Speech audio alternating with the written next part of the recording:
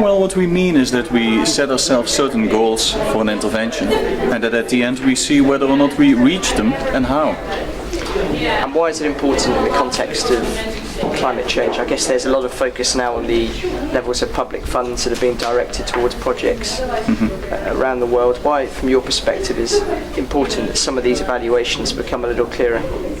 I think it's important for accountability purposes, as you point out already, but I think any evaluation in any field is important in that sense. The point with climate change and climate change adaptation is that it's a fairly new field, so we still need to learn as to what works and what doesn't work as an intervention, which is very context specific.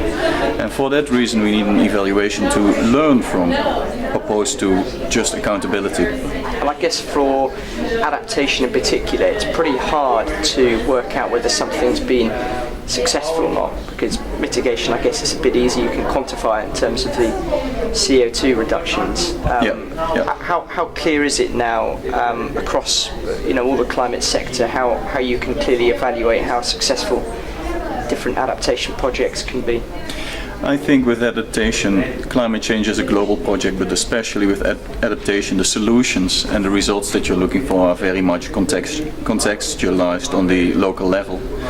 As such, you won't have one M&E, one evaluation approach for adaptation interventions, and you will need to focus on the type of intervention you have, whether it's a community-based intervention, whether you're building up capacity on the government level to cope with future shocks and stresses, and based on those specific elements of the intervention you develop your M&E system.